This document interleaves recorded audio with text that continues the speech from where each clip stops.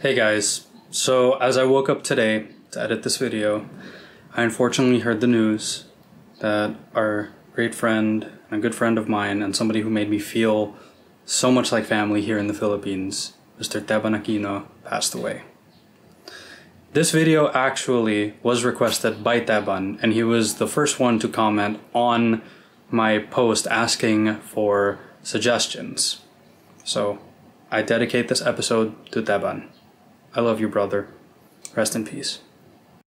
Guys, I cannot believe that this is my 10th episode of Tone Talks.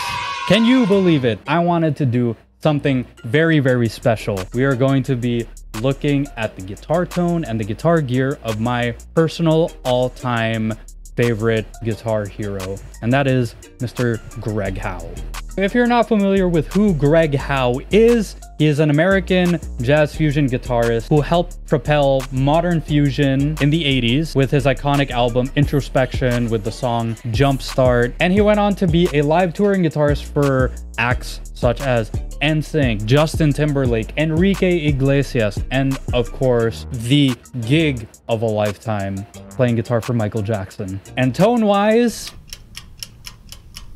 this dude pisses me off. I have been listening to Greg for, I think, more than 10 years at this point. I've listened to his earlier stuff, all of his later stuff, and this dude sounds exactly the freaking same no matter what he plays. He is, without a doubt, the embodiment of tone is in the fingers. Gear-wise, there is so much that isn't documented or that people don't care enough to document about, that it's always so hard to pinpoint exactly what he's using on certain recordings, what guitar he's using, what pickups he's using, what's under the hood of his tone. However, there is hope from my own personal experience.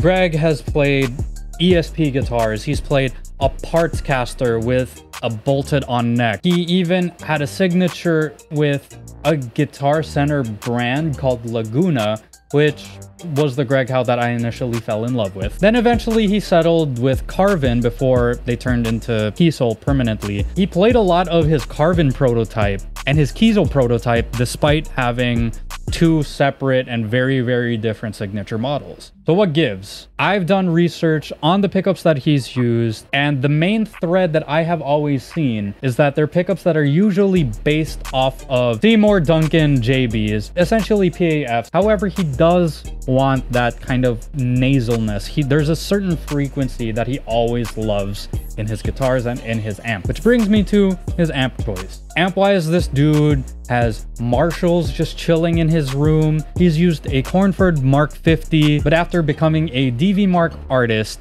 he's had 3 signature amplifiers with him.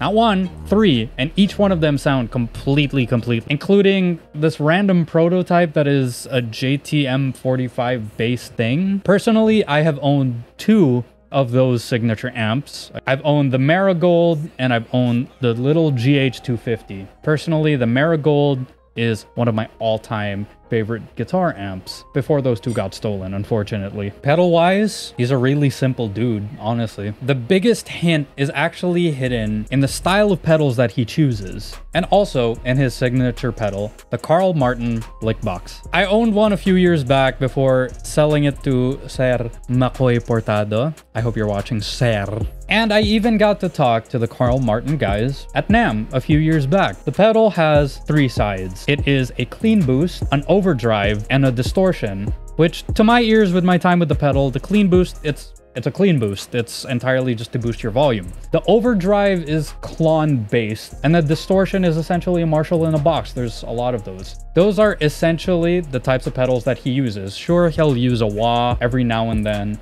but the pedals that go on his board keep changing, but this is the general theme of what he chooses. The kicker, when I owned it and when I talked to the guys at Carl Martin, is that Greg actually wanted the order of the pedals in reverse order. So the distortion is going into the overdrive, and then that entire thing is going into the clean boost. The reason being is because putting a distortion into an overdrive has this like perfect amount of mid characteristic where you poke out perfectly, raises your volume perfectly. So with that out of the way, I want to explore a little bit of the guitar tones. All right, I have broken out my guitar and we are actually going to be doing something a little bit different. We are very, very fortunate that Overloud in their guitar suite called THU, which I highly recommend that you check out, actually have the Greg Howe Marigold guitar amp as a model. As I've said before, I used to own this guitar amp, so I do remember what it sounds like. So I just thought we could explore a little bit more. For the clean, what I remember about the clean is that with the gain turned up, it was less about breakup and it was more about tube compression, which is exactly what I'm feeling right here.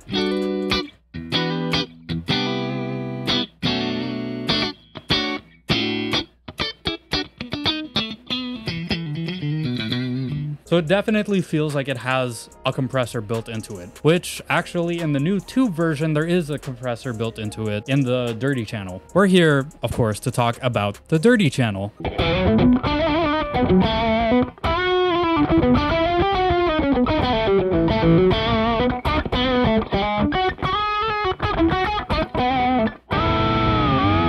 It's a very unique guitar tone for sure.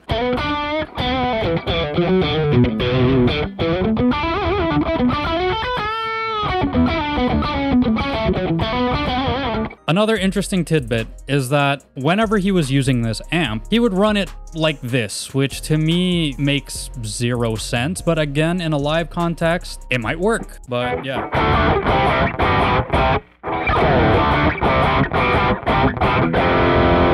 What I am using on my Helix is I'm actually using a Friedman. I feel like it has that like bark that the signature amp had, while, you know, still giving me that Greg Howe-ish characteristic.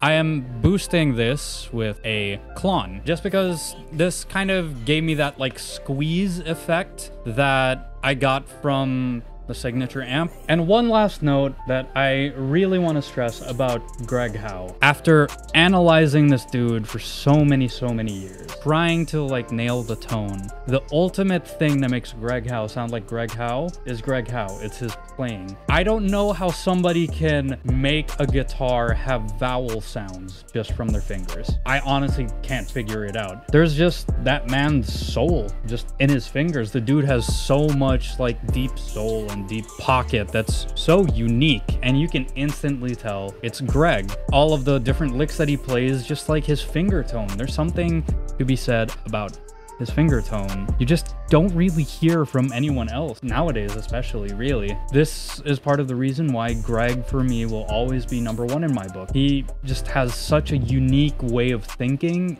and a unique way of playing that if you're unfamiliar, recommended listening for Greg Howe, definitely Introspection, Soundproof, Extraction, a highly underrated album that I wish they continued, but unfortunately they disbanded, was his band Marigold. And the last album on the recommended listening definitely has to be Wheelhouse. This one hits different. With that, I'm actually going to be playing the main track off of Wheelhouse, and that is Tempest Falls. Enjoy.